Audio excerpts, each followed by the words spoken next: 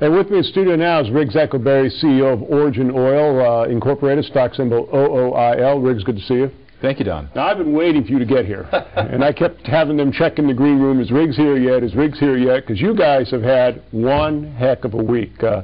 You cut a deal with the U.S. Department of Energy. I mean, tell us about that. Well, and the amazing thing is that they themselves said that it was about a national security mandate. It's turned into the highest priority to get a feedstock that's viable for biofuels. Otherwise, it goes nowhere. They know that. We need a third generation of biofuels, and the only one for that role is algae. Now, your company started in 2007.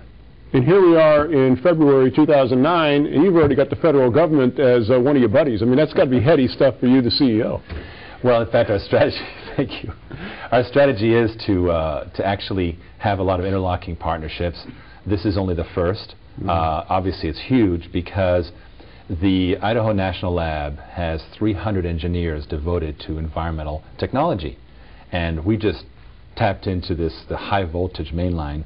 On Tuesday, when we had our first meeting up in Idaho, the contribution of ideas was just huge, and this team is eager to help. They've been doing a lot of ethanol, and ethanol is great, but it needs a better feedstock, and they know it.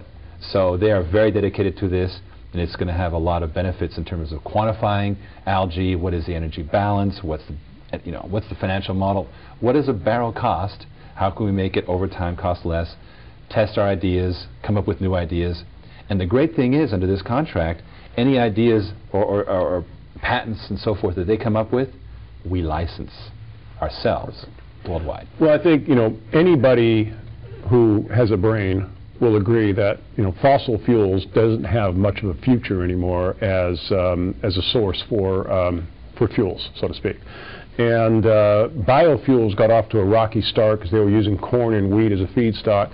We're talking about algae, and we've been talking to your company for 3 or 4 months now, and it's, it never ceases to fascinate me about your business model, about your technology, whereby you can create daily blooms of algae to create a sustainable feedstock for biofuel production.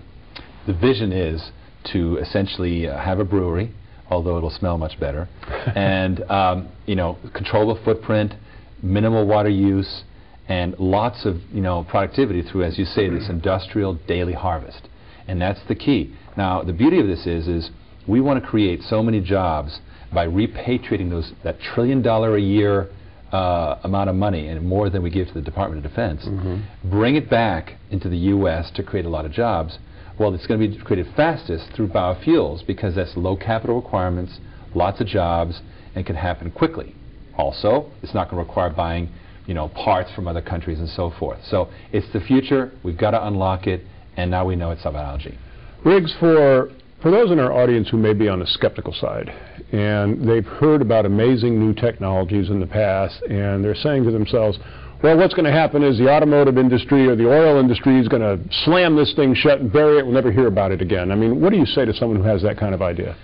The oil industry is very excited about algae. Okay. 2 oil companies are invested into algae companies themselves. We are in talks with certain parties, which I can't yet discuss, but I can tell you this, it's extremely positive. The reason is they see now that this is something that can scale to their needs.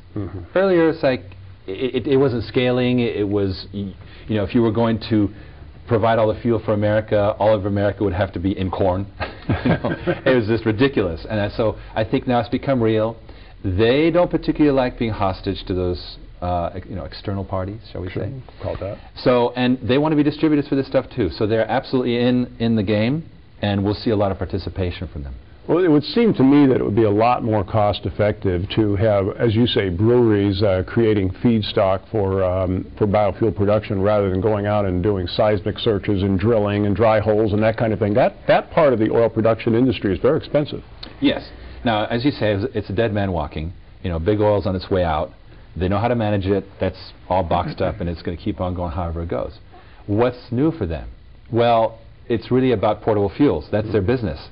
And they need to have an alternative. Obviously, there's going to be lots of subsidies, lots of help, and they're in Washington too.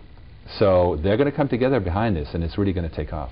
You know, it's this kind of positive attitude that I like bringing to the program. We're having a little bit of fun with President Obama's doom and gloom economy rhetoric here at the top of the show, but when I hear you talk about this and the vision of having municipalities and entrepreneurs the world over creating algae for biofuel feedstock, it's very encouraging. We're super excited. It's really how we're going to create those 30 million net new jobs in the next 20 years. It's a big part of it's going to be biofuels. Well, soon you'll see a statue to Riggs Eckelberry somewhere in some big, we already had him on Times Square on his picture. Riggs Eckelberry, Origin Oil, OOIL, congratulations. That's a huge piece of news this week. Thank you, Don. Take care.